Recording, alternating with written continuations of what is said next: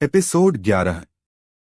River flower city, गरीबों का इलाका। एक जर्जर झोपड़े के अंदर एक छोटा लड़का जमीन पर मुंह के बल पड़ा था, जैसे वो मर गया हो। वो कोई और नहीं बल्कि एस था। एस ने अपनी भारी पलकें खोलीं। उसकी आंखें धुंधली थीं, जैसे उसका दिमाग भी, क्योंकि वो पूरे 3 दिन बेहोश रहा। इस गहरी नींद के बाद उसने आखिरकार अपनी ताकत वापस पा ली।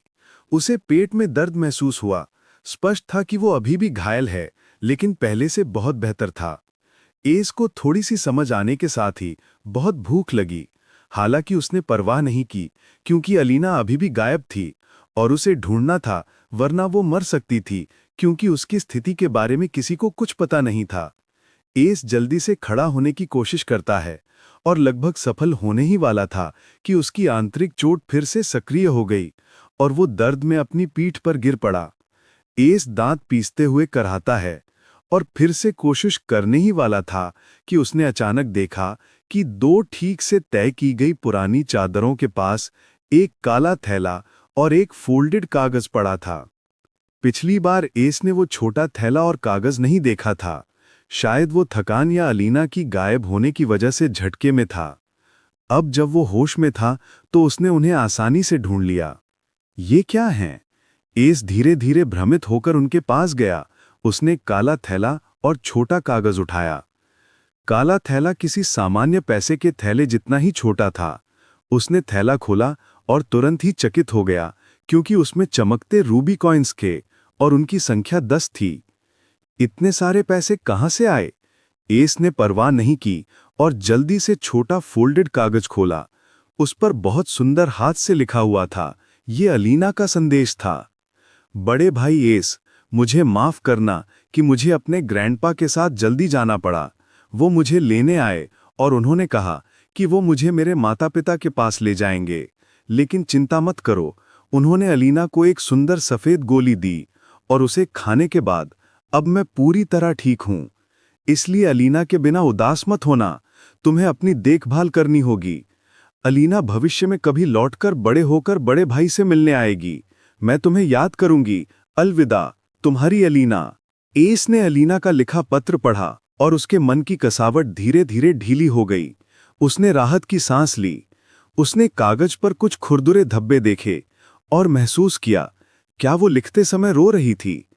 अनजाने में एस के चेहरे पर भी 2 आंसू की धार बह निकली। जब उसने सोचा तो वो अपने माता पिता से मिलने चली गई। ठीक है, ये भी अच्छा है। इसका मतलब ये भी है कि उसके ग्रैंडपा उसके ब्लडलाइन के जागने के बारे में जानते हैं और उसके पास वो विशेष गोली भी है। शायद वो भी हंटर था। एस बहुत समझदार था। इतने कम सुरागों से अब उसे कुछ अंदाजा हो गया कि क्या हुआ। लेकिन उसने मुझसे व्यक्तिगत रूप से अलविदा क्यों नहीं कहा? ऐसा नहीं है कि मैं उसे जाने से रोकता। एस इस तथ्य से बेहद हैरान था। अगर वो ठीक है, वही सबसे महत्वपूर्ण है। उसने एक लंबी सांस ली। उसकी आंखों में थोड़ी अकेलापन झलक रहा था।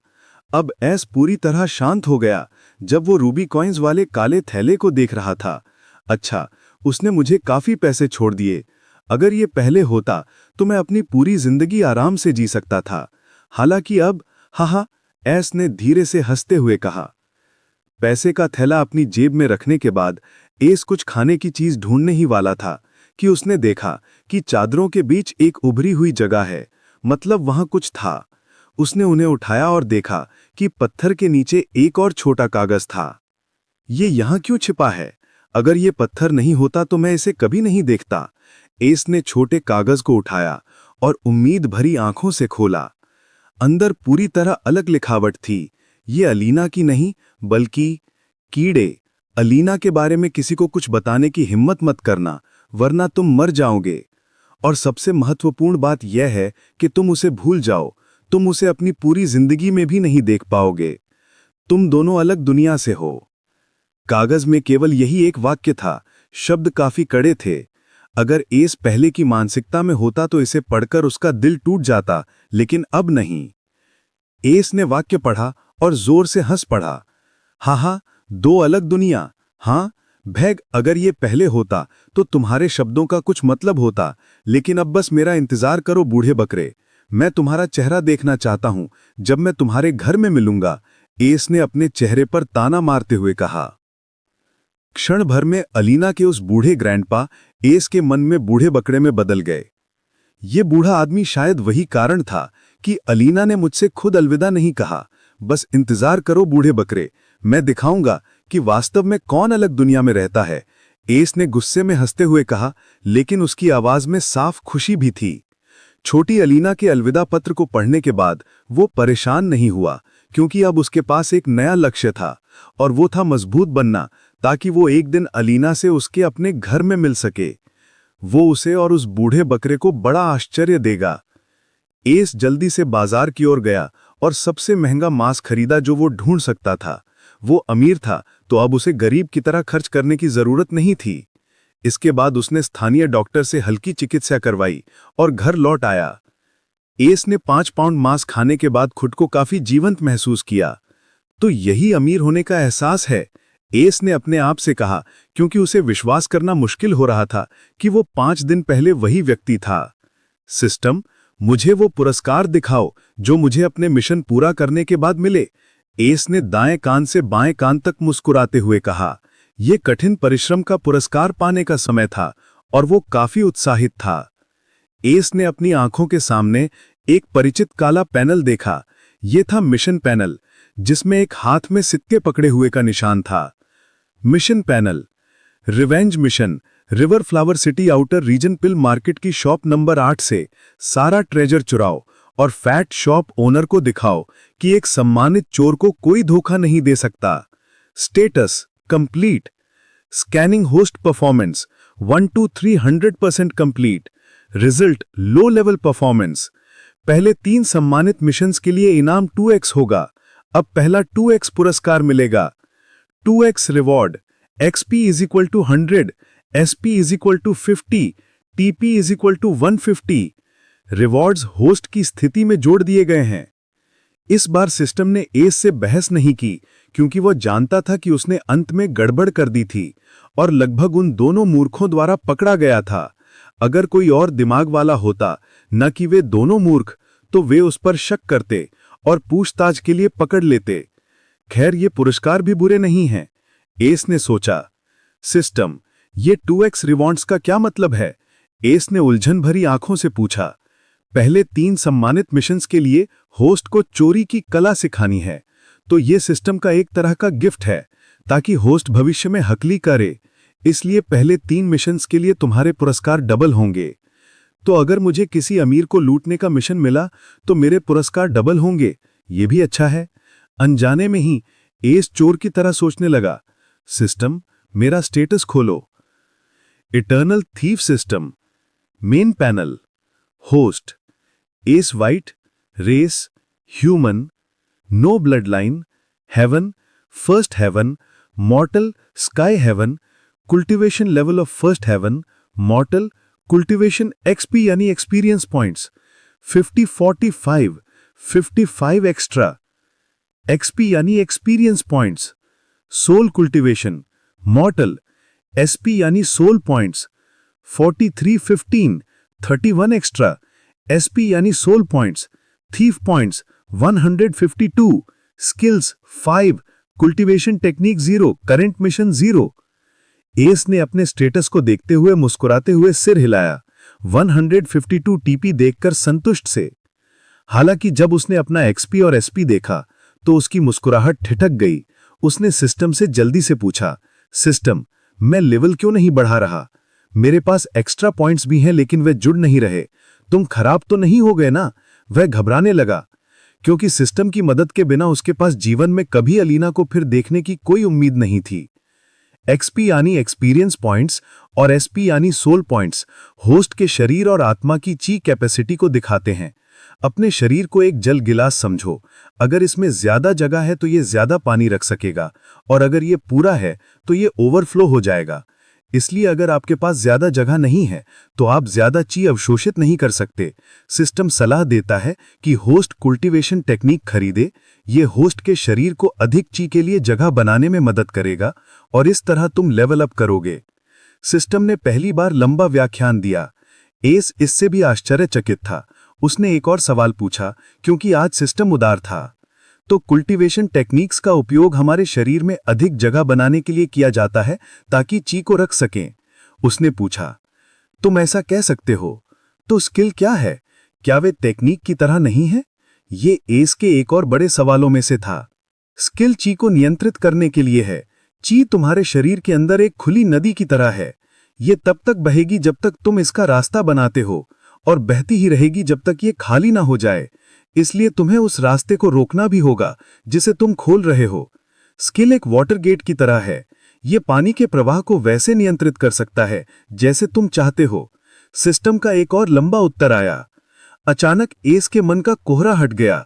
तो जब मैंने पहली बार ट्रू और फॉल्स आइज को गलती से एक्टिवेट किया था, ये ऐसा था जैसे मैंने नदी के लिए रास्ता बनाया और मैं इसे नियंत्रित नहीं कर सका, इसलिए मेरी ची खाली हो गई, है ना? एस ने खुशी से पूछा, जैसे उसने कोई बड़ा सवाल हल कर लिया हो। हाँ, सिस्टम ने उसकी बात से सहमति जताई। जैसे ही वो एक और सवाल पूछने ही वाला था, उसने फिर से सिस्टम की ठंडी आवाज अपने मन में सुनी। सिस्टम पहले मिशन के पूरा होने के बाद केवल होस्ट के 2 सवालों का जवाब दे सकता है, इसलिए तुम्हारा अगला सवाल थीफ पॉइंट्स खर्च करेगा। एस ने ये सुनकर भौएं चढ़ाईं।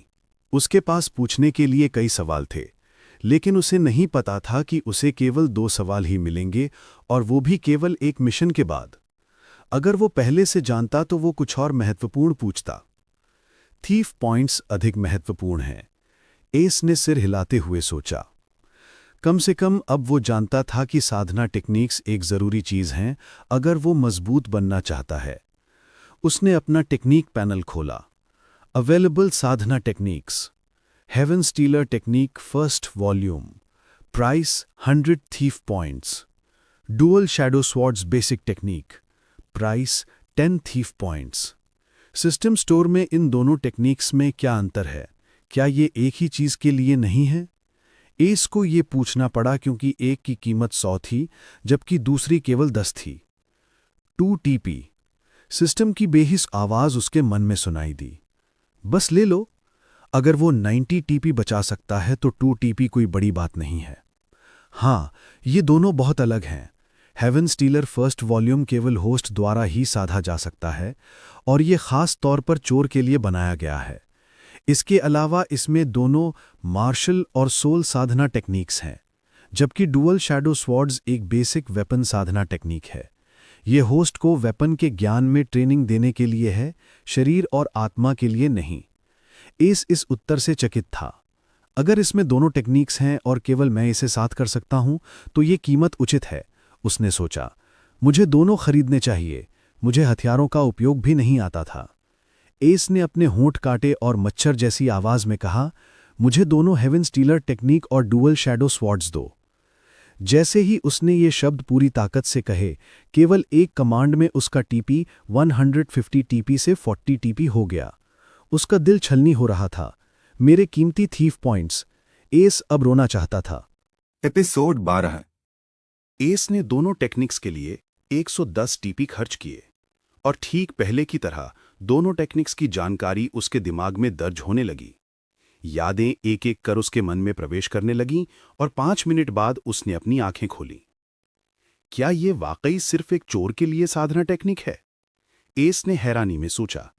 उसने पहले कभी कोई साधना टेक्निक नहीं देखी थी, लेकिन हेवन स्टीलर को देखकर वह सुनिश्चित हो गया कि यह सिस्टम इस दुनिया का नहीं है। क्योंकि अगर कोई इस टेक्निक को साधना चाहता है तो वह सामान्य दुनिया की ची का उपयोग नहीं कर सकता, और उसे हेवनली ची अवशोषित करनी होगी। हेवनली ची वह ची है जिसे कोई भी इस्तेमाल नहीं कर सकता। यह और महत्वपूर्ण, हेवनली ची हर प्राणी के लिए सीमा के बाहर है। हालांकि ये टेक्निक इसे संभव बनाती है, वो भी सीधे हेवन से चुराकर। ये एक तरह से निषिद्ध टेक्निक है। यही कारण था कि एस हेवन स्टीलर टेक्निक की यादें मिलने के बाद इतना स्तब्ध हुआ। अगर मैं इस टेक्निक को साधना करना चाहता हूं तो मुझे हेवन से चोरी करनी होगी। इसका नाम हेवन स्टीलर इसके योग्य है, और ये टेक्निक एक चोर के लिए खास तौर पर बनाया हुआ है। मैं इससे साधना ना भी करूं तो भी मैं असाधारण बनने का मौका खो दूंगा। एस सोचते हुए अभी भी अचेतावस्था में था। अगर वह इस मार्ग को चुनता है तो फिर कोई वापस रास्ता नहीं होगा। क्योंकि यादों में एस को पता चलता है कि इस टेक्निक का इस्तेमाल करने वाला हेवन स्टीलर कहलाता है। यह हेवन का दुश्मन बन जाएगा और हर बार जब वह ऊंचे साधना रेल में उन्नति करेगा, उसे हेवन के क्रोध का सामना करना होगा। एस अचानक उस दिन को याद करता है जब उसने कहा था कि अगर मेरे पास कुछ ऐसा शक्ति होगा जिससे मैं चुरा सकूं तो मैं सीधे हेवन से चुराऊंगा। उसने अपनी बचकानी बात को याद करके मुस्कुराया। उस समय वह बेहद चिंतित था और क्रोध में वह शब्द कह गया, लेकिन उसने कभी नहीं सोचा था कि वह इतनी जल्दी उस शक्ति को अपने हाथ में रखेगा। अब उसे केवल ये चुनना है कि वह इसका उपयोग करना चाहता है या नहीं। एस गर्व से हंसता है, हा हा हा, हेवन, तुमने मेरे प्रियजनों को मुझसे चुरा लिया और मैं कुछ नहीं कर सकता था, लेकिन समय बदल गया है। अब मेरे पास तुमसे चुराने की शक्ति है, तो मैं क्यों हिचकिचा रहा हूं? अब से तुम हेवन और मैं एस शत्रु हैं। उसने घमंड से घोषणा की। एक हेवन स्टीलर जन्म लेने वाला था। एस ने अपने जीवन की सबसे बड़ी पसंद लेने के बाद खुद को शांत किया। उसने हेवन स्टीलर टेक्निक की यादें गंभीरता से पढ़ना शुरू किया। हेवन स्टीलर टेक्निक वॉल्यूम 1 ये 2 हिस्सों में बांटी गई है, एक शरीर के लिए और एक आत्मा के लिए। सिस्टम झूठ नहीं बोल रहा, एस ने यादें पढ़ते हुए बड़बड़ाया। पहला भाग हेवनली क्रिस्टल बॉडी कहलाता है। ये इस दुनिया की मार्शल साधना सिस्टम की तरह है। अंतर यह है कि इसमें इस दुनिया की ची की बजाय हेवनली ची का उपयोग होता है। साधना 8 रेल्म्स में बांटी गई हैं और प्रत्येक रेल्म के छोटे रेल्म्स होते हैं। पहला रेल्म हेवनली गेट्स, जिसे सेल्फ ओपनिंग रेल्म भी कहते हैं, इसमें 5 छोटे रेल्म्स हैं। Heavenly skin, heavenly muscles, heavenly bones, heavenly organs और हेवनली हार्ट। हर सेल्फ गेट खुलने के साथ मैं अधिक मात्रा में हेवनली चीज स्टोर कर पाऊंगा। हेवनली गेट की चोटी पर मेरी नाड़ियां खुल जाएंगी। यह बहुत रोचक है। ये पूरी साधना टेक्निक वास्तव में कमाल की है। एस पूरी उत्सुकता से पढ़ते हुए प्रशंसा करता है। तो लिलसिस ने पहले ही फर्स्ट गेट खोल लिया था जब मैंने उसका स्टेटस आखिरी बार देखा था। अगर मैं भविष्य में उससे मिलना चाहता हूं तो मुझे मेहनत करनी होगी। एस ने थोड़ा दबाव महसूस किया, लेकिन और भी दृढ़ हो गया। हेवन स्टीलर टेक्निक वॉल्यूम 1 का दूसरा भाग हेवनली ब्लैक विंड सोल कहलाता है। यह सोल साधना टेक्निक है और इसमें मार्शल साधना की तरह रेल्म नहीं है। हालांकि इसमें 5 सोल फॉर्म्स हैं। पहले मुझे फॉर्मलेस विंड सोल कर बनाना होगा और उसके बाद 5 रंगों के soul wind forms, yellow form, orange form, red form, golden form और ब्लैक फॉर्म। एस ने पहली वॉल्यूम पूरी पढ़ने के बाद ठंडी हवा की गहरी सांस ली। ये पहली वॉल्यूम उसके लिए इस दुनिया की चोटी तक पहुंचने के लिए पर्याप्त थी। हेवन स्टीलर टेक्निक के उत्साह के बाद एस पूरे ध्यान से डुअल श्वर्ड्स टेक्निक पढ़ना शुरू करता है। इसमें केवल एक भाग है, बेसिक स्वॉर्ड इंटेंट, और इसमें केवल 4 रेल्म हैं। Sword edge arm first realm, sword of finger second realm, sword in mind third realm और sword intent of shadow final realm. खैर 10 टीपी की टेक्निक से यही उम्मीद की जा सकती थी।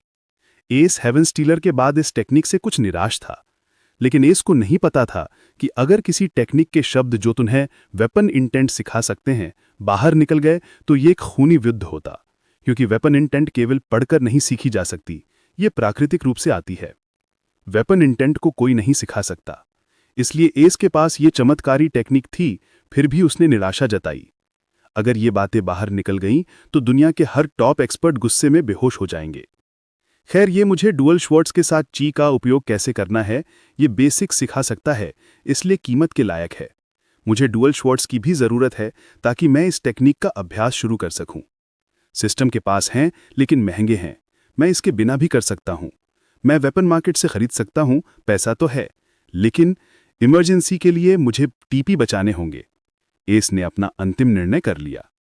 पूरे शाम के उत्साह समाप्त होने के बाद एस शांत हो गया। उसने जल्दी डिनर किया क्योंकि वह उसी रात हेवन स्टीलर टेक्निक की साधना शुरू करने वाला था। रात हो चुकी थी और चारों तरफ शांति थी। एस ने मन को शांत किया और अपनी आंखें बंद की। आंखें बंद करते ही उसने अपने मन में हेवन स्टीलर टेक्निक का पहला भाग हेवनली क्रिस्टल बॉडी पार्ट पढ़ना शुरू किया। शरीर हर जीवित प्राणी की नींव है, लेकिन हेवन ने सबका शरीर दोषपूर्ण बनाया क्योंकि वह नहीं चाहता कि वह शक्ति हासिल कर सके जो उसे चुनौती दे सके। ये सबसे चोरी करता है। ये उनकी शक्ति पाने का अधिकार चुराता है, लंबी उम्र जीने का अधिकार चुराता है, फिर उनकी जिंदगी खुद चुराता है। अनंत काल का सबसे बड़ा चोर है हाई हेवन स्वयं। मेरी अनिच्छा उस रास्ते को खोलेगी जो उसके छिपे खजाने की ओर जाता है। मैं उसकी छिपी शक्ति को अपने लिए बनाऊंगा और इसे अपनी अनंत शक्ति बनाऊंगा। मैं चुराऊंगा जब तक मैं अनंत न बन जाऊं। एस अपने मन में पाठ पढ़ते हुए खुद को हेवन स्टीलर स्क्रिप्चर से अभिभूत होने से रोक नहीं पाया। इसमें केवल सत्य था, कोई झूठ नहीं। यह हेवन के लिए छुरियों की तरह था, क्योंकि यह हेवन के गंदे रहस्यों को उजागर करता है। जैसे ही एस ने हेवन स्टीलर टेक्निक की साधना शुरू की, वह गहरी तंद्रा जैसी अवस्था में चला गया। एक अज्ञात समय बीत गया। अचानक काले रंग का धुंध एस के चारों ओर फैलने लगा। ये काला धुंध वास्तव में हेवनली ची थी। हेवनली ची काले रंग की थी क्योंकि ये हेवन से चुराई गई ची थी। कहावत है कि अगर तुम किसी से चोरी करते हो तो हेवन तुम्हें श्रापित करेगा, लेकिन अगर तुम हेवन से चोरी करोगे तब हर प्राणी जो हेवन से जुड़ा है वह तुम्हारा शिकार करेगा। इसलिए हेवन स्टीलर टेक्निक निषिद्ध टेक्निक थी। इसे यूज करने पर तुम्हें हेवनली ची मिलेगी और दूसरों से मजबूत बन जाओगे, लेकिन हर बार ऊंचे रेल्म में प्रवेश करने की कोशिश पर हेवन का श्राप मिलेगा। तुम्हें हेवनली पनिशमेंट का सामना करना होगा। हेवन हर बार तुम्हें मारने की कोशिश करेगा जब जब तुम मजबूत बनना चाहोगे। अगर तुम हेवनली ची प्राप्त करोगे तो तुम किसी अन्य प्राणी से परिपूर्ण बन जाओगे। इसलिए हेवन किसी को इस तरह की शक्ति के साथ जीवित रहने नहीं देता। जैसे ही वह काला धुंध या हेवनली ची एस के शरीर को छूता है, वह उसकी त्वचा में प्रवेश कर उसके नाड़ी प्रवाह में घूमने लगता है। अब एस वास्तव में एक सच्चा हेवन स्टीलर बन गया था। उसी समय गोल्डन स्काई वर्ल्ड के पूरे तारे भरे आकाश को ढकने के लिए पर्याप्त काले रंग की आंख का रूप अंधेरे में प्रकट हुआ। उस आंख ने काली हेवनली ची की दिशा में ठंडा नजर डाला और देखा कि यह केवल एक मॉर्टल आनी थी तो गायब हो गया। जब वह आंख गोल्डन स्काई वर्ल्ड से गायब हुए, एस के मथे पर गहरे नीले रंग की आंख का रूप प्रकट हुआ। एस ने कुछ भी महसूस नहीं किया। उस नीली आंख ने उसी दिशा में ठंडा दृष्टि डाली जहां वह आंख हाल ही में गायब हुई थी। अगले पल वह भी एस के मथे से गायब हो गई। एस ने महसूस नहीं किया कि उसे हेवन ने पहले ही एक मॉर्टल दुश्मन के रूप में चिन्हित कर लिया है और अब यह हर मौके पर उसे मारने की कोशिश करेगा। एस इस समय ऐसा महसूस कर रहा था जैसे वह हेवनली ची की वजह से आसमान में उड़ रहा हो। उसका पूरा शरीर हेवनली ची से धोया जा रहा था। काले स्याह जैसे पदार्थ उसके शरीर से बहने लगे। वह पदार्थ उसके शरीर की अशुद्धियां थीं। ये हेवनली ची के बेनिफिट्स में से एक था। ये शरीर को शुद्ध कर सकता है और उसे परिपूर्ण बना सकता है। एस साधना में लीन था और समय के बीतने का पता नहीं चला। 10 घंटे बाद सूरज उग रहा था और आकाश रोशन होने लगा। छोटे झोंपड़े के अंदर एस अब काले मोम की मूर्ति की तरह दिखाई दे रहा था। उसने पूरी रात साधना की और अभी भी अपनी आंखें नहीं खोली जब तक उसने एक मधुर ठंडी आवाज नहीं सुनी।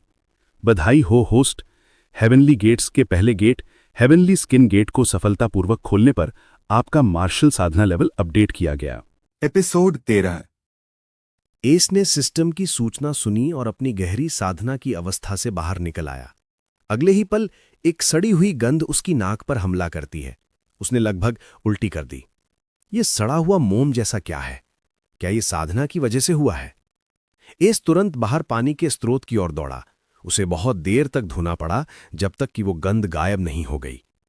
नहाने के बाद एस को लगा कि उसकी इंद्रियां पहले से कुछ तेज हो गई हैं। अब वो आसपास कीड़े मकोड़ों की हल्की आवाजें सुन सकता था और 20 मीटर तक और साफ देख सकता था। उसका शरीर भी पहले से अधिक मजबूत था। वो अब उन बेवकूफों से कहीं ज्यादा ताकतवर था। तो ये है साधना का अनुभव। अब मुझे महसूस हो रहा है कि मेरी त्वचा खुद ब खुद हेवनली ची को सोख रही है और मुझे पहले जैसी तेज भूख भी नहीं लगी। ये सच में बहुत सुविधाजनक है। एस अपनी नई ताकत महसूस करके बहुत उत्साहित था। सिस्टम, मुझे मेरा स्टेटस दिखाओ, उसने मन ही मन उत्सुकता से कहा। Eternal thieves system, main panel, host S white, रास मानव, कोई ब्लड लाइन नहीं।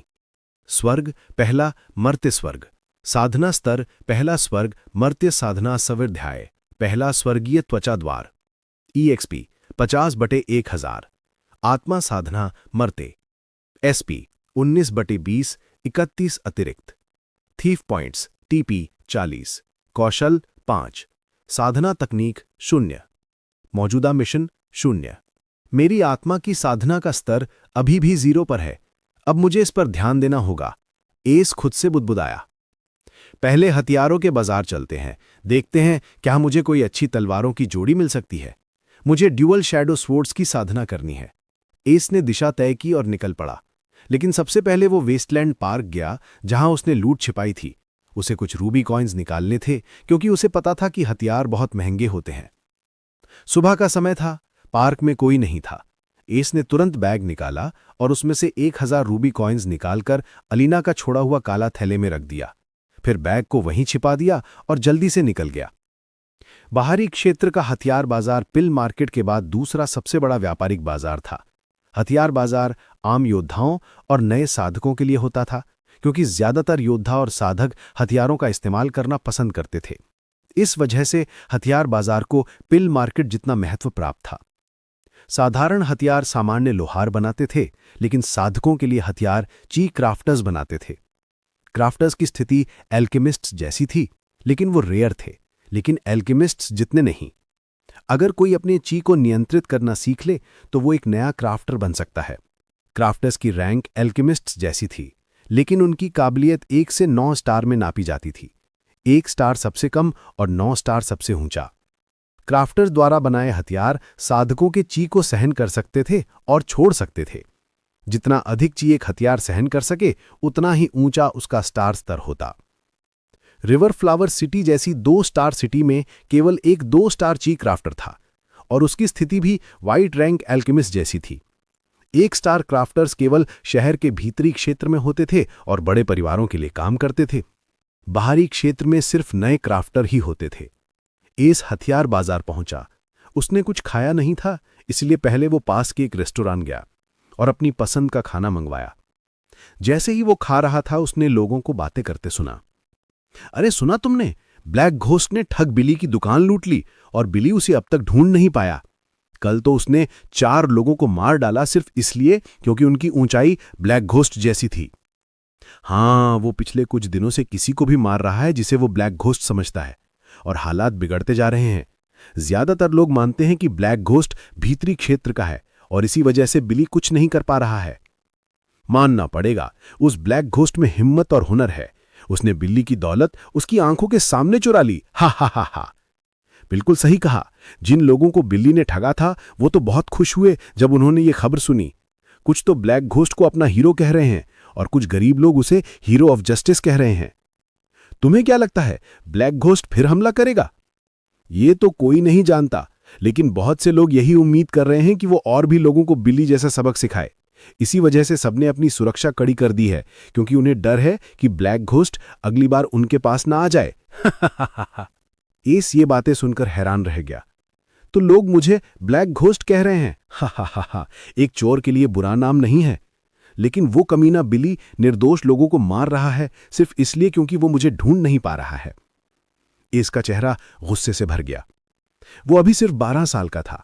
उसने कभी नहीं सोचा था कि उसकी चोरी की वजह से मासूम लोग मारे जा सकते हैं।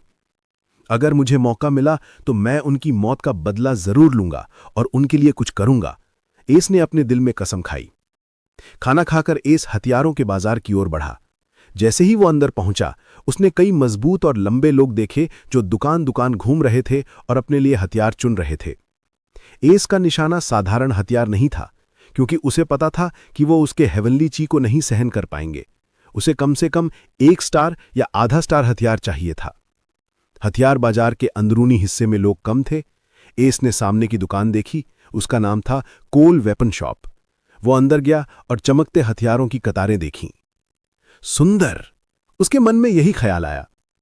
लड़के, तुम यहां रास्ता भटक गए हो। दुकान में एक भारी और गंभीर आवाज गूंजी। एस ने देखा, एक लंबा, काला और मांसल आदमी खड़ा था। वही कोल था, इस दुकान का मालिक। एस ने सम्मानपूर्वक कहा, सर, मैं अपने लिए हथियार लेने आया हूं। किस तरह का हथियार चाहिए? कोल ने सीधा सवाल किया। मुझे तलवारों की एक जोड़ी चाहिए, एक लंबी और एक छोटी, जो ची सह सके। एस ने सीधे अपनी जरूरत बताई।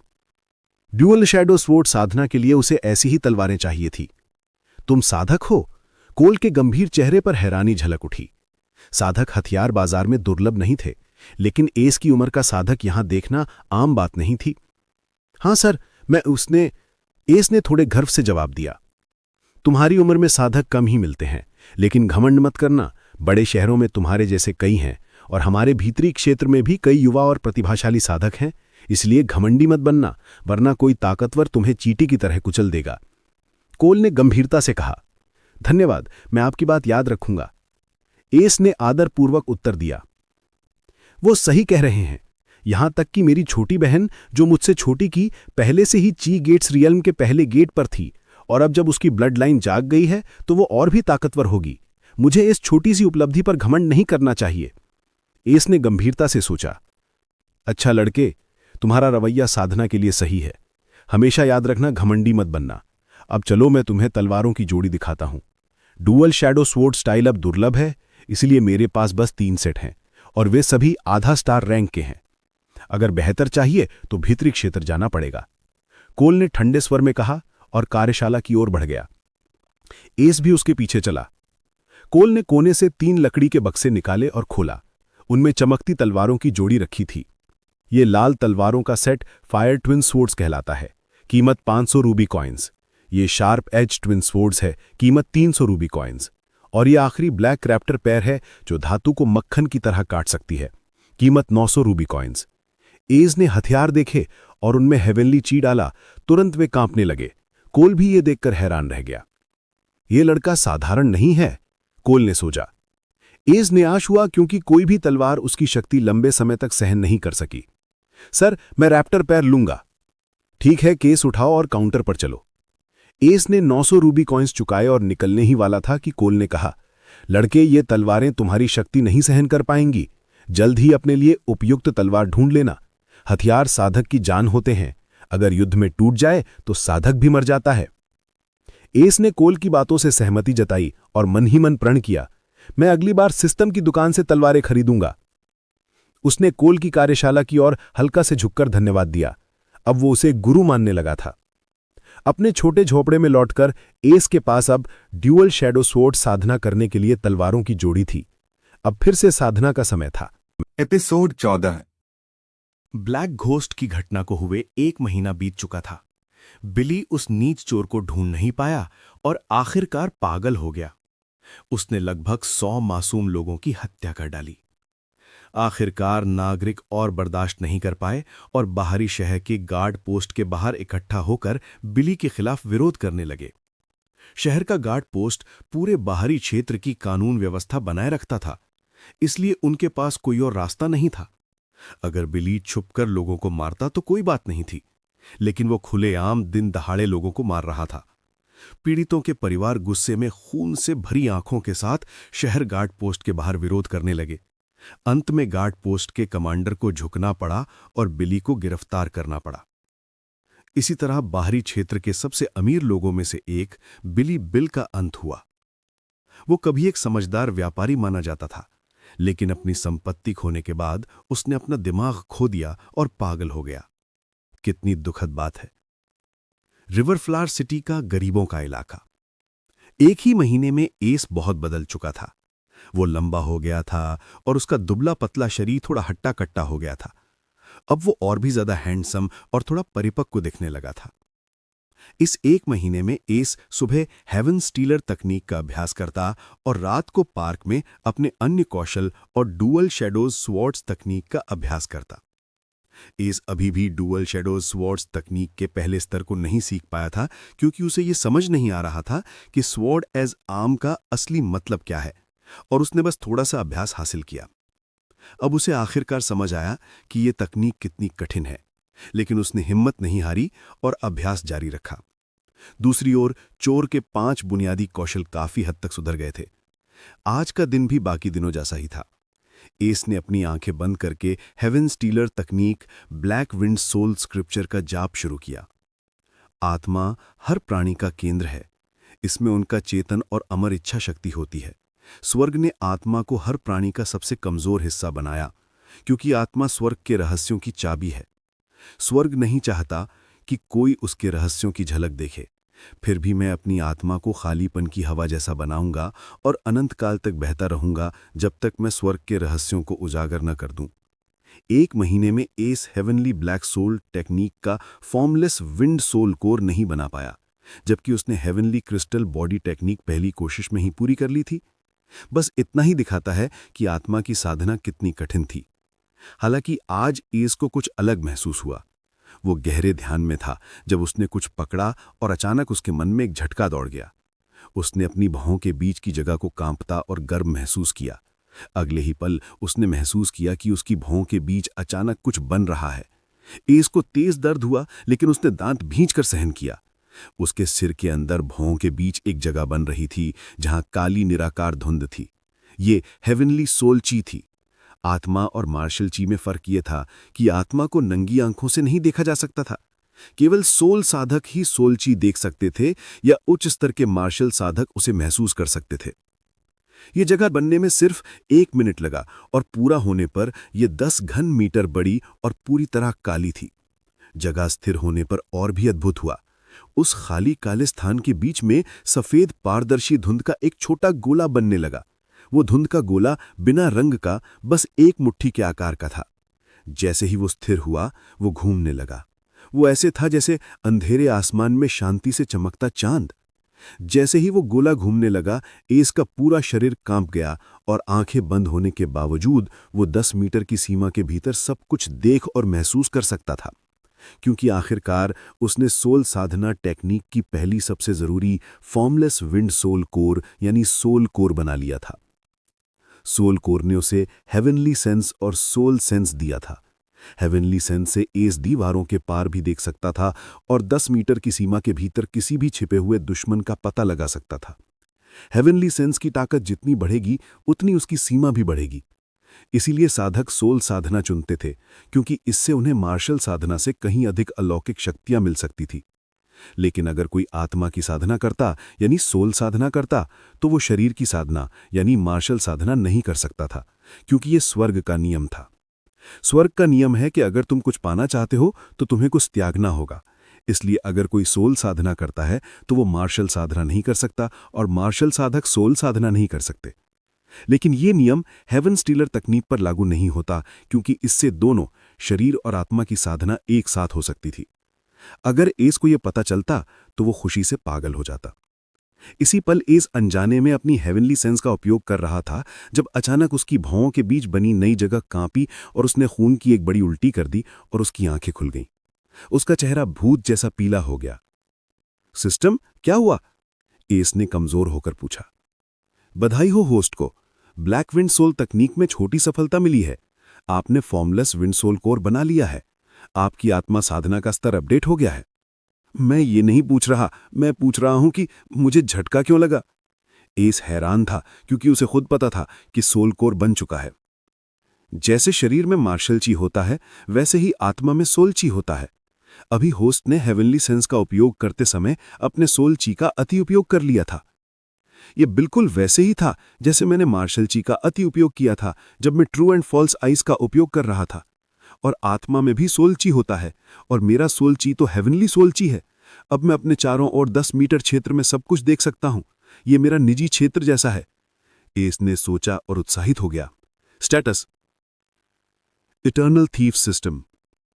Main panel: host S white, race human, heaven 1, martial sadhana heavenly gates, first heavenly skin gate, experience 50 of 1000, soul sadhana formless wind soul core, SP 30 of 100, TP 40, skills 5, stealth basic middle level, silent steps basic middle level, true and false eyes basic low level, treasure opening hands basic art 3rd form, pick pocket low level. Sadhana technique: heaven stealer volume 1, dual shadows swords, TP 40। Current mission 0। 1 महीने की प्रगति देखकर S ने संतोष में सिर हिलाया। उसकी मेहनत बेकार नहीं गई थी। EXP और SP के बिना मेरी प्रगति रुकेगी नहीं, लेकिन बहुत धीमी होगी। इसलिए मुझे मिशन या EXP SP कमाने का कोई और तरीका चाहिए। एस ने सोचा, क्योंकि वो जानता था कि हेवन स्टीलर तकनीक का अभ्यास करके वो आगे बढ़ सकता है, लेकिन इसमें बहुत समय लगेगा। EXP और SP उसके लिए औषधीय गोली की तरह थे। जितना ज्यादा होगा उतनी तेजी से प्रगति होगी। मैं यहां मिशन अब नहीं कर सकता। पहले ही काफी निर्दोष लोगों की जान जा चुकी है। मुझे भीतरी क्षेत्र में घुसकर वहां उन अमीर बदमाशों को लूटना चाहिए। एस ने निश्चय कर तैयारी शुरू कर दी। अब एस को बाहरी क्षेत्र में किसी से चोरी करने में कोई डर नहीं था, लेकिन वो ऐसा नहीं करेगा, क्योंकि उसने पूरे महीने बिली को देखा और हर दिन निर्दोष लोगों की मौत देखी। वो सोल कोर बनाने के बाद बिली को मारने का सोच रहा था, लेकिन अफसोस वो देर कर गया और अब बिली पहले ही गिरफ्तार हो चुका है। अब वो उन मासूम लोगों का बदला नहीं ले सकता। एस अब भीतरी क्षेत्र के अमीर रईसों से चोरी करेगा और वे इस अपराध का दोष बाहरी क्षेत्र के आम लोगों पर नहीं डाल सकते। इसलिए वो आज रात भीतरी क्षेत्र में घुसने जा रहा था। अगर वो चाहता तो बस साधक होने की स्थिति दिखाकर भीतरी क्षेत्र में आसानी से प्रवेश कर सकता था, लेकिन तब उसे शहर के मालिक के महल में पंजीकरण कराना पड़ता और उसकी सारी जानकारी सबके लिए खुल जाती, क्योंकि वो इसी शहर का निवासी था और कोई भी थोड़ी बहुत खोज करके उसके बारे में सब कुछ जान सकता था। अगर कोई उसकी जांच करता तो पता चलता कि वो तो बस एक गरीब बच्चा है जिसकी कोई संरक्षक नहीं है और जो 5 साल तक एक रेस्टोरेंट में बर्तन धोता था। फिर वो अचानक साधक कैसे बन गया? और सबसे महत्वपूर्ण बात कि उसे साधना की तकनीक कहाँ से मिली? वो हमेशा ये कह सकता था कि उसके माता पिता ने छोड़ी थी क्योंकि वो भी साधक थे, लेकिन एस ऐसा नहीं चाहता था, क्योंकि वो नहीं चाहता था कि कोई जाने कि वो भीतरी शहर में गया था। और इस तरह एस किसी को भी लूट सकता था और कोई कभी नहीं जान पाएगा कि चोर कहाँ से आया। अगर वो वहां चोरी करने जा रहा था तो क्यों ना चोर की तरह ही जाए। एस ने अपने छिपे हुए गड्ढे से गोलियों की बोतलों और रूबी कॉइन से भरा बैग निकाला और बेशक ब्लैक घोस्ट की पोशाक निकाली। उसने ब्लैक घोस्ट की पोशाक पहनी और बैग पीठ पर टांग लिया। उसकी रैप्टर तलवारें उसकी कमर पर बंधी थीं। वो पूरी तरह काला था, केवल उसकी आंखें उसके मास्क के छेद से दिख रही थीं। बाहरी क्षेत्र, मेरा घर, मैं अगली बार लौटूंगा। माँ, पापा, दादा, दादी, जब मैं मजबूत बन जाऊंगा तो भविष्य में आकर तुम्हें श्रद्धांजलि अर्पित करूंगा और तुम्हें परलोक में गर्व महसूस कराऊंगा। एस ने अपने माता पिता और दादा दादी की कब्र को अलविदा कहा और रिवर फ्लावर सिटी के भीतरी क्षेत्र की ओर बढ़ गया। ये एक लेजेंडरी थीफ की यात्रा की शुरुआत थी। एपिसोड 15। रिवर फ्लावर सिटी का इनर रीजन गेट एक बहुत बड़ा कांस्य द्वार था और यह शहर के भीतरी क्षेत्र में प्रवेश करने का एकमात्र रास्ता था। कोई भी अगर भीतरी क्षेत्र में प्रवेश करना चाहता तो उसे साधक होना पड़ता और अपनी पहचान एक कुलीन व्यक्ति के रूप में दिखानी पड़ती। आधी रात का समय था और भीतरी क्षेत्र का द्वार मजबूत साधक सैनिकों द्वारा सख्ती से पहरा दिया जा रहा था। लोग अपनी पहचान पत्र दिखाकर अंदर बाहर जा रहे थे। ये एक क्रिस्टल पहचान कार्ड था जिसे द्वार के पास खड़े बड़े पत्थर के सामने हिलाने से धारक की व्यक्तिगत जानकारी दिखाई देती थी।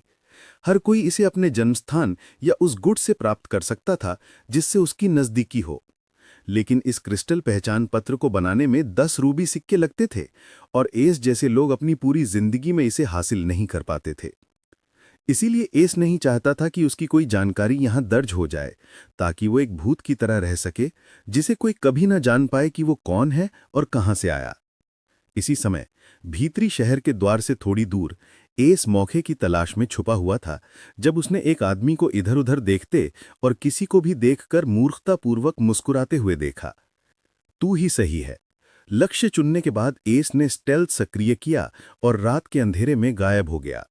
अब एस पहले जैसा नौसिखिया नहीं रहा था। स्टेल्थ में अब कोई भी उसे नहीं देख सकता अगर उनकी साधना अवस्था उससे ऊंची नहीं है। लेकिन ये सीमा अभी भी ची गेट्स रेल्म तक ही थी, क्योंकि उसका इस कौशल पर अधिकार अभी भी मध्य स्तर का था। सिस्टम के बुनियादी कौशलों के 4 स्तर थे: निम्न, मध्य, उच्च और पूर्णता। एस ने उस आदमी का पीछा साइलेंट स्टेप्स से किया, यहां तक कि पास के लोग और सेकंड गेट साधना वाले गार्ड्स भी नहीं देख पाए कि कोई उसका पीछा कर रहा है। जैसे ही द्वार खुला, एस ने साइलेंट स्टेप्स को सीमा तक इस्तेमाल किया और हवा के झोंके की तरह गायब होकर भीतरी क्षेत्र में प्रवेश कर गया। किसी ने ध्यान भी नहीं दिया कि एक चोर भीतरी क्षेत्र में घुस चुका है। भीतरी क्षेत्र में प्रवेश करने के बाद एस ने एक यादृच्छिक दिशा पकड़ी और बिना सोचे समझे दौड़ पड़ा। सबसे पहले उसने एक सुनसान जगह ढूंढी और एक बड़े पेड़ के पीछे छुप गया। एस ने अपने बैग से नए कपड़े निकाले और ब्लैक घोस्ट आउटफिट बदल लिया। कपड़े बदलने के बाद एस ने ब्लैक घोस्ट आउटफिट को देखा और पास में सूखी लकड़ियां जलाकर आग लगाई। फिर उसने काले कपड़े आग में फेंक दिए। अब ब्लैक घोस्ट मर चुका है, कोई उसे भीतरी क्षेत्र के नए चोर से नहीं जोड़ पाएगा। एस ने हंसते हुए देखा कि पोशाक और मुखौटा राख में बदल गए और हवा के झोंके में उड़कर बिखर गए। ब्लैक घोस्ट का मामला निपटाने के बाद एस ने फिर से यादृच्छिक दिशा पकड़ी, क्योंकि वो भीतरी क्षेत्र की जगहों से अनजान था। पहले से ही रात का समय था और चौड़ी सड़कों पर रोशनी थी और कई लोग इधर उधर घूम रहे थे। ये रोशनी एक लंबे डंडे में लगी अजीब सी कांच की वस्तु से आ रही थी। एस ने पहले कभी ऐसा कुछ नहीं देखा था। ये निश्चित रूप से बाहरी क्षेत्र से अलग था। एस को ये देखकर जिज्ञासा हुई, लेकिन वो अपने कौशलों का इस्तेमाल करके थक भी गया था। उसने गुजरते व्यक्ति से शिष्टता से पूछा, सर, क्या आप जानते हैं यहाँ कोई सराय कहाँ मिलेगी? उसने ठान लिया था कि रात एक सराय में गुजारेगा और सुबह भीतरी क्षेत्र का पता लगाएगा। उस व्यक्ति ने एस के सवाल पर ध्यान नहीं दिया, क्योंकि यह सामान्य था कि लोग यहां घूमने आते हैं। सीधे इस सड़क के साथ चलते जाओ, 20 मिनट बाद एक सराय मिलेगी, उसने उदासीनता से कहा और फिर अपने काम में लग गया। शुक्रिया, उसने आभार व्यक्त किया और वहां से आगे बढ़ गया। 15 मिनट बाद दूर से ही रोशनी में एक बड़ी इमारत नजर आई और एस की तेज नजरें उसे 1 मील दूर से ही देख सकती थीं। एस ने कदम तेज किए और उस बड़ी इमारत तक पहुंचा। यह आश्चर्यजनक रूप से 10 मंजिला ऊंची थी। अब उसने साफ देखा कि इस इमारत के चारों ओर छोटे चमकदार पत्थर कांच के बॉक्सों में लगे हैं और रोशनी उन्हीं से आ रही है। एस ने पहले कभी इस तरह के पत्थर बाहरी क्षेत्र में नहीं देखे थे और ना ही इस तरह की विशाल इमारत। लकड़ी के बोर्ड पर हॉलिडे इन लिखा था और वो भी उन्हीं चमकदार पत्थरों से रोशन था। एस अंदर गया और देखा कि एक सुंदर महिला, जिसकी उम्र लगभग 28 साल थी, काउंटर पर बैठी थी। उसने एस को पीठ पर बैग लिए देखा तो मुस्कुराई और उसका स्वागत किया। वेलकम टू हॉलिडे इन, मैं आपकी कैसे मदद कर सकती हूं सर? उसने मधुर स्वर में मुस्कुराते हुए कहा। मुझे एक कमरा चाहिए, एस ने लापरवाही से उत्तर दिया, जैसे कोई घमंडी अमीर बच्चा हो। सर, किस तरह का कमरा चाहते हैं? हमारे पास 2 तरह के कमरे हैं। सेकंड क्लास रूम 10 चांदी के सिक्कों का है, जिसमें कोई विशेष सुविधा नहीं है, और फर्स्ट क्लास रूम 10 सोने के सिक्कों का है, जिसमें बेहतरीन सेवा है और हम सर को जंगली जानवर का मांस और खास शराब भी परोसेंगे। उस महिला ने मुस्कुराते हुए बताया, लेकिन उसके सुंदर चेहरे पर हल्की सी झुंझलाहट भी झलक रही थी। ये गांव का गमार कहाँ से आ गया? उसे तो जंगली जानवर के बारे में भी पता नहीं। क्या ये मुझसे छेड़खानी करने आया है और मेरा समय बर्बाद कर रहा है? उसने मन ही मन सोचा। दूसरे लोग शायद उसके मूड का बदलाव ना समझ पाते, लेकिन एस अपनी आत्मा साधना की वजह से ये महसूस कर सकता था। एस ने बेबसी से मुस्कुराया, लेकिन सच में उसे जंगली जानवरों के बारे में जानकारी नहीं थी। उसकी इस दुनिया की जानकारी बेहद अधूरी थी। अगर यही साधक खाते हैं तो मैं भी खाऊंगा और देखूंगा कि क्या ये सामान्य से बेहतर है, एस ने मन ही मन सोचा। साधक बिना खाए भी रह सकते थे, लेकिन वो एक खास ऊंचे रेल्म तक पहुंचने के बाद ही संभव था। एस जैसे प्रारंभिक साधकों को खाना जरूरी था, क्योंकि उनकी चीज सीमित होती थी और उनकी नाड़ियां बंद होती थीं, जिससे वो दुनिया से कम शक्ति खींच सकते थे। हालांकि इस मामले में भी एस अलग था। वो बिना खाए पूरे महीने रह सकता था, क्योंकि उसकी ची हेवनली ची थी। वो सिर्फ खाने के लिए रोज खाता था। मैं 10 सोने वाले कमरे लूंगा। यहां एक रूबी सिक्का है, ये 10 दिन के लिए पर्याप्त होगा, है ना? एस ने अपनी जेब से रूबी सिक्का निकाला और काउंटर पर रख दिया। उस महिला ने एस की आवाज सुनकर और चमकते रूबी सिक्के को देखकर चौड़ी मुस्कुराहट के साथ कहा, हाँ, ये पर्याप्त है। मैं तुरंत आपके कमरे की चाबी लेकर आती हूं। ये कमरा नंबर 103 है, 3री मंजिल पर। अगर आपको कुछ चाहिए हो तो मुझसे संपर्क करें, मैं हमेशा यहीं रहूंगी। आपके भोजन की डिलीवरी नौकरानियां दिन में 3 बार करेंगी। शुभ निवास सर। उसने एस को चाबी दी और एक नौकर को उसे कमरे तक पहुंचाने भेजा। कमरे में पहुंचने के बाद एस ने हैरानी से सांस ली। ये कमरा सचमुच बड़ा है, कम से कम मेरी पुरानी झोपड़ी से 5 गुना बड़ा। उसके लिए ये कमरा वाकई शानदार था। एस ने अपना बैग और तलवारों का लकड़ी का डब्बा कमरे के कोने में रख दिया। अब मुझे इन गोलियों से निपटना है। पता नहीं कोई इन्हें बिना शक किए खरीद लेगा या नहीं। एस इन गोलियों को रूबी सिक्कों के बदले बेचना चाहता था, लेकिन एस इन गोलियों का इस्तेमाल नहीं कर सकता था। जब उसने कोशिश की तो उसे सिर्फ जली बूटियों का कड़वा स्वाद मिला और कुछ नहीं। उसने नतीजा निकाला कि यह हेवनली ची की वजह से था। जैसे ही एस साधना शुरू करने वाला था, उसने महसूस किया कि कोई उसके दरवाजे के पास आ रहा है। उसने तुरंत सतर्कता बढ़ाई और हेवनली सेंस का इस्तेमाल किया और देखा कि सिर्फ एक नौकरानी हाथ में ट्रे लिए खड़ी है। उसने राहत की सांस ली। दरवाजे पर हल्की दस्तक हुई और मीठी आवाज आई, सर, मैं आपका खाना लेकर आई हूं। एस ने मुस्कुराते हुए दरवाजा खोला। उसने नौकरानी से बर्तनों की ट्रे ली। धन्यवाद। नौकरानी हैरान रह गई। उसने अपनी नौकरी के सालों में कभी किसी से धन्यवाद नहीं सुना था, क्योंकि कुलीन और खासकर साधक बेहद घमंडी होते थे और किसी आम नौकरानी को धन्यवाद नहीं कहते थे। वो अभी भी इस लड़के के व्यवहार से हैरान थी जब एस ने अपनी जेब से एक रूबी सिक्का निकाला और उसके हाथ में रख दिया। लो, अपने बच्चों के लिए कुछ अच्छा खरीद लेना, एस ने उदारता से कहा। एस अभी भी एक अमीर बेटे जैसा व्यवहार कर रहा था, लेकिन उसे पता नहीं था कि यहां तक कि अमीर लोग भी नौकरानी को इतनी बड़ी टिप नहीं देते। नौकरानी एस की इस बड़ी टिप से दंग रह गई और घबराकर जल्दी से मना करने लगी।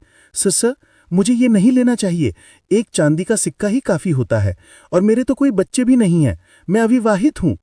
ये कहते ही वो बुरी तरह शर्मा गई, लेकिन एस ने उसकी लज्जा पर ध्यान नहीं दिया और जोर देकर कहा, लो, अगर तुम्हारे बच्चे नहीं हैं तो अपने माता पिता के लिए कुछ खरीद लेना। एस ने बिना जवाब सुने दरवाजा बंद कर दिया। नौकरानी रूबी सिक्के को हाथ में पकड़े खोई हुई खड़ी रही और कुछ देर बाद उसने उस सिक्के को कसकर पकड़ लिया और आंसुओं से भरी आंखों के साथ चली गई। शायद ये संयोग था या किस्मत, लेकिन उसे सच में इस समय ऐसे पैसों की जरूरत थी।